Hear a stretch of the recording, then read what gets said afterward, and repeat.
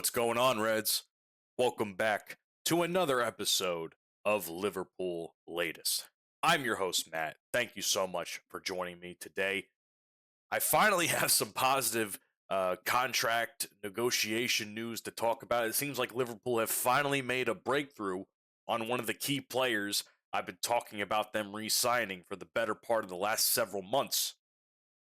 Not only that, we're going to be talking about who else they need to sign to make that impact. And last but certainly not least, we'll be talking about some potential academy players as well as current academy players who seem to be making headlines in their own right. First and foremost, Ryan Gravenberch. I was shocked when I woke up on Saturday morning and I found myself reading the news that Gravenberch had signed a new contract. I did not expect it to happen midway through the season. I actually had not been keeping up with any contract news in regards to Gravenberch, mostly because I was so focused on Szoboszlai and Konate that I actually almost completely forgot Gravenberch was also still in that contract negotiation phase as well. And it seems like he has finally signed a new long-term deal with Liverpool. And honestly, I was very happy to see that. He's been a very key player for us as far as, what he means for the team as a defensive midfielder.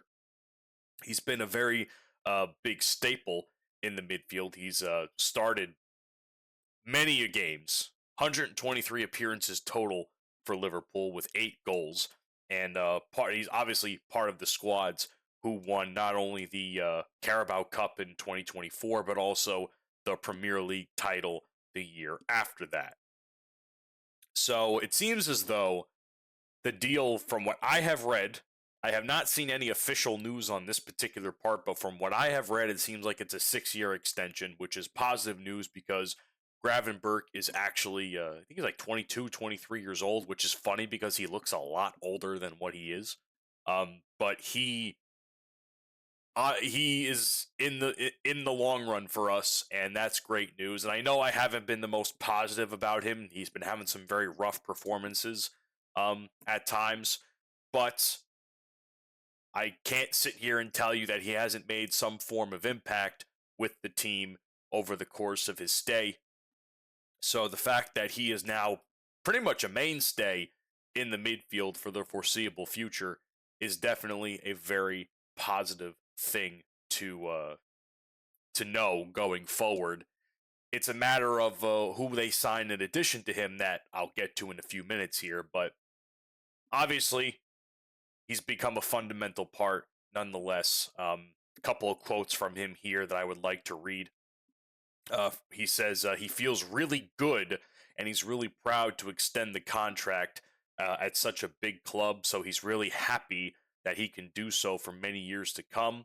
Another quote he had saying, I felt directly the trust from the club, also from the manager. The decision for me was easy to make. My family is also happy here. We are now here almost 3 years, so I know everything already. I'm happy that I'm here.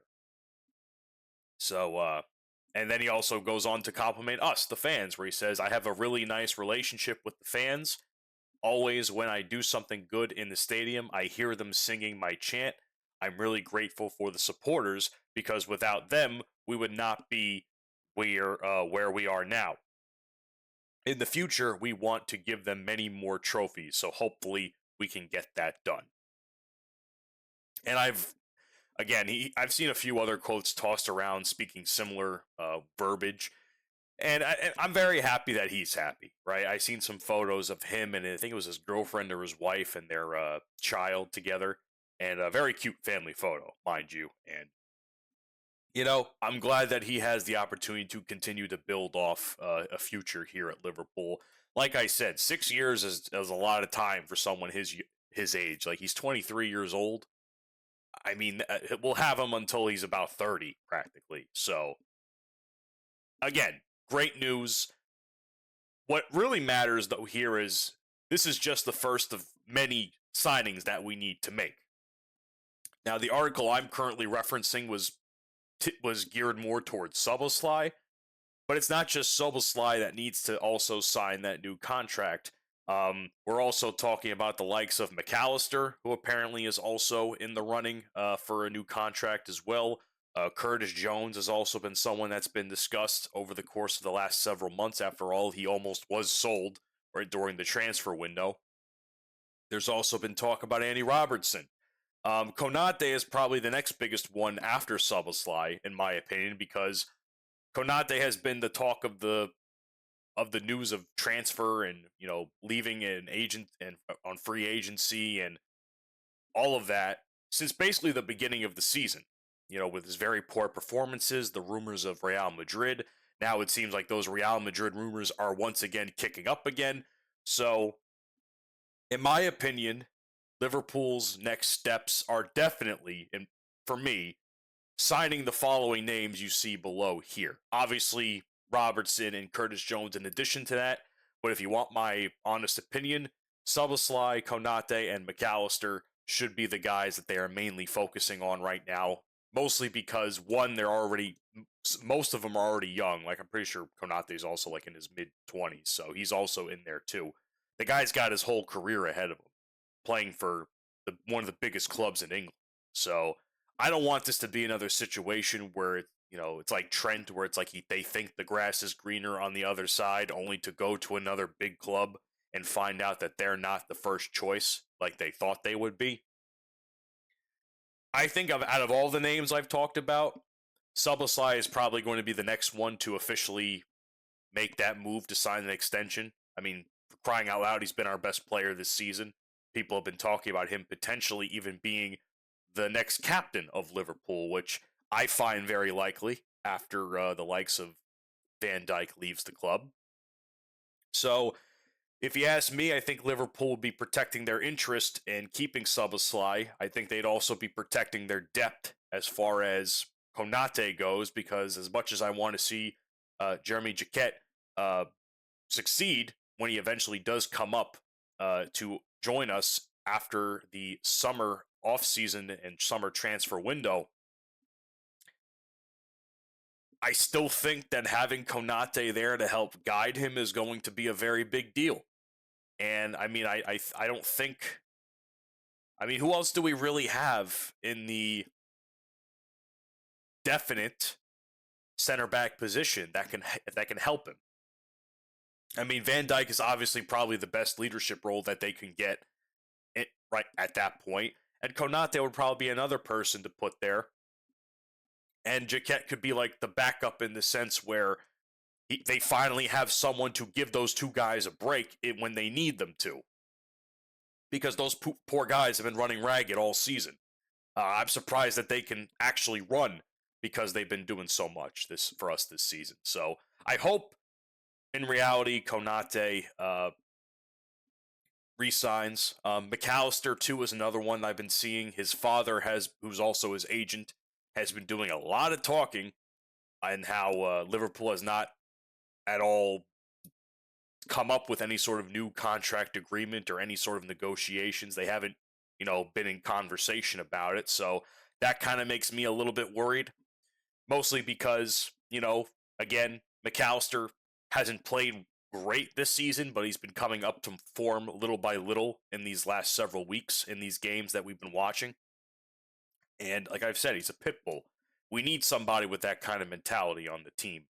And losing him would be a big blow as far as the midfield depth and the midfield talent. But I think being able to secure Gravenberch and Szoboszlai would be a good start in that for sure. But of all the ones I'm a little uncertain about, outside of Konate, because Konate is kind of more of a defensive issue for me. As far as the midfield goes, McAllister is probably my next biggest worry as far as who they should sign to another contract. And the problem is, we don't know how much they're offering. I actually don't even know how much Gravenberch was offered. It probably was a significant amount of money if he signed a 6-year deal, but I have not seen any report as to how much he's actually getting, or whatever numbers were discussed For whatever reason, I can't get a hold of that information. I have not seen that information anywhere online. So I would hope that it's a significant amount of money to keep him that long. I hope that the amount of money they offer Szoboszlai, Konate, and McAllister is also of equal importance and respect for the players' talents. So, and for all I know, because there have been rumors in the past, they could have offered Konate a contract already, and he's just been keeping quiet about it, or he's been advised to keep quiet about it, and he's probably not going to resign. So there's a situation that could also be a reality to that, and I don't like saying that, but that is right now the reality of the situation for Konate's side of things. So let's just lock down more players to more contracts. There's a lot of good talent on this team I would hate to lose to other clubs, especially competing clubs. But either way, as far as the right now goes, that's a problem to talk about in a few months. What about the future? The future seems to be in pretty solid hands. It seems as though Liverpool have reportedly beaten out Manchester City to sign a 14-year-old American prospect by the name of Noah Allen, who is who they're trying to get for their academy training center. And it seems like, according to the article I have been reading, Allen has previously trained within Manchester City's youth setup since the 2024.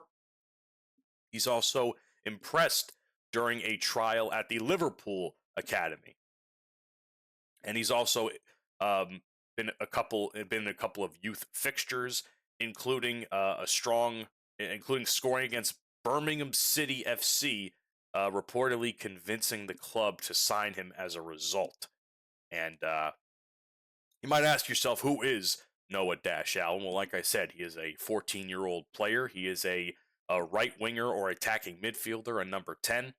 He is a Colorado Rapids youth system development player. He's known for his explosive pace, direct dribbling, and creative attack play. And it seems like the nickname Dash was given to him from his speed and acceleration. Now, what this signing could mean for us, if it is true anyway, it's an absolute win for the academy team. It's an absolute win for the academy in general to acquire such a talent that has been hyped up as this. You know, I hate the term that's thrown around when it comes to youth players like Wonder Kid, but it seems like a lot of these players that are coming up could all be named the Wonder Kid, it seems, by how much they're glazed by the media. But the point I'm trying to make is, if he's as good as advertised, and it is a fact that we haven't indeed signed him and stolen him from Manchester City, no less, who has been a part of their development programming, that's a pretty solid signing, man. And right now, he kind of fits the development pattern that we are trying to achieve by, having young, high upside attackers, gifted wingers, and of course, dual national and international development.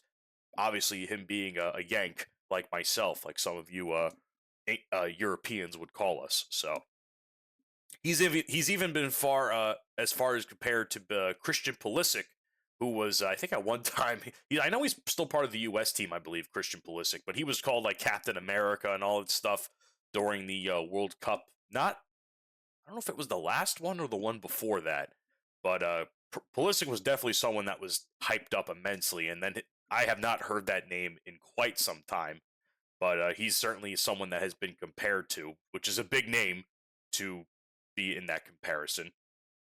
So if he progresses well, Allen, he'll be able to not only be a part of the under-16 academy, he'll be a part of the under-18 team, and of course the under-21 team, which in their own right has been performing very well. They just had a very big win against Wolves' development team, and a 5-0 win today. So very, very big.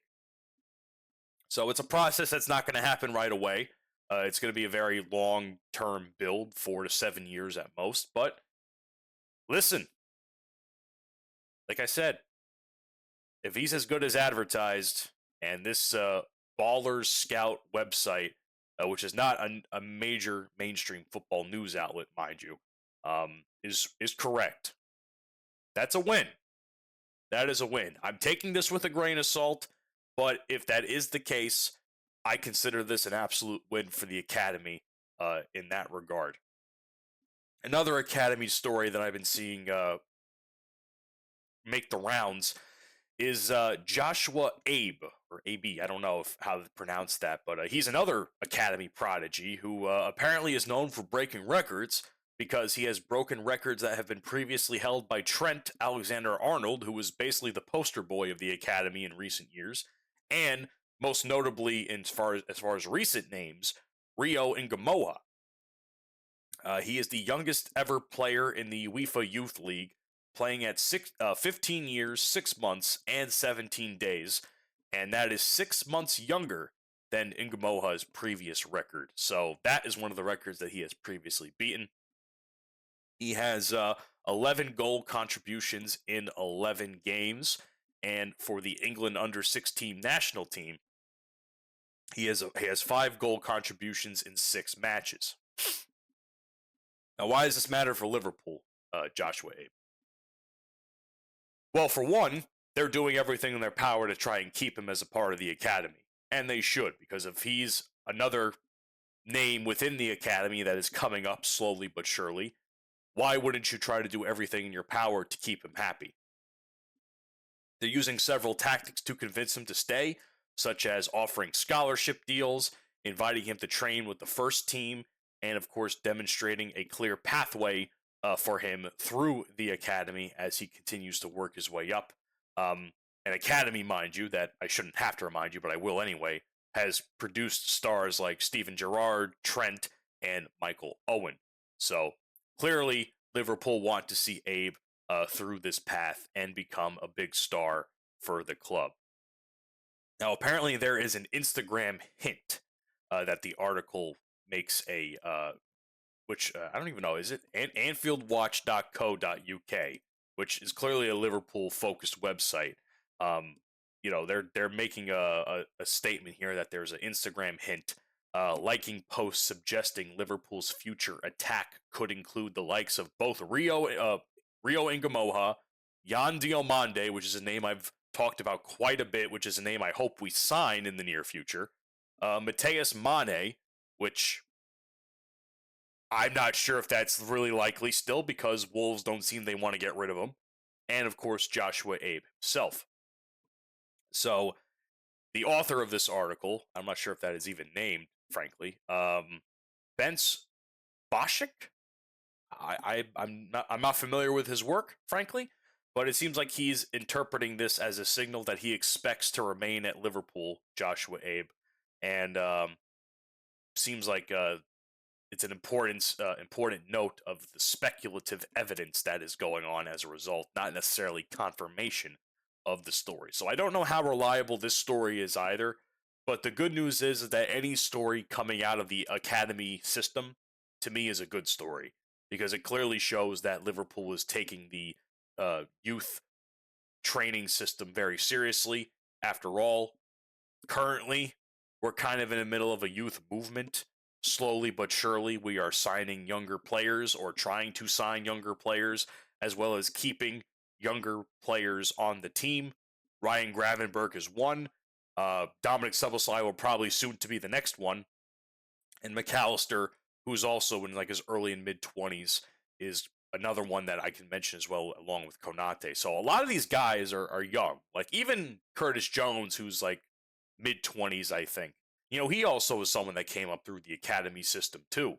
So why wouldn't you want to have some form of a youth movement as well as a combination of older players like Andy Robertson and even the likes of Virgil van Dijk for maybe another year or so to help boost these players up? Because if these guys are already training with the first team, they're obviously learning something from those training sessions.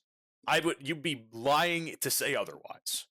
If it's anything I've known from any sort of training, whether it's sports, regular sports, baseball, football, whatever, or even professional wrestling, which is where I'm kind of going with this.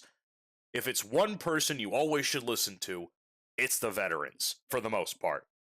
Because the veterans have done it all, they've seen it all. They're the ones that are going to instill the knowledge in you, and it is up to you to take that knowledge and do with it as you will. You can either take it and say, "Hey, I don't give a fuck," or you can shut up and listen and say, "Okay."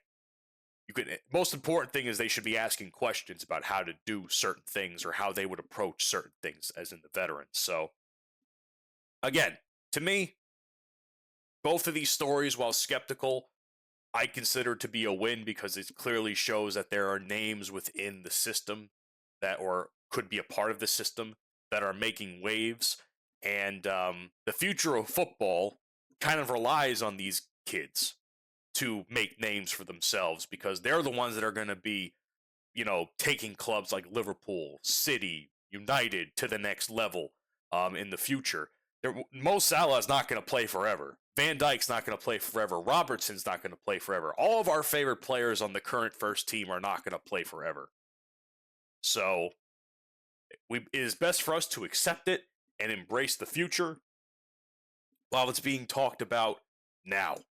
At least that is how I think, regardless. So, with that being said, that is my Liverpool latest for today. I appreciate you staying. I appreciate you listening and watching.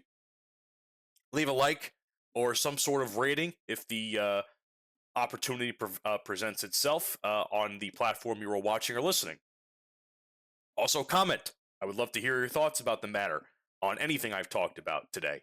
And last but certainly not least, hit the subscribe or follow button to never miss an upload of Liverpool Latest. Because remember, when you join the Liverpool Latest family, you, my friend, will never walk alone.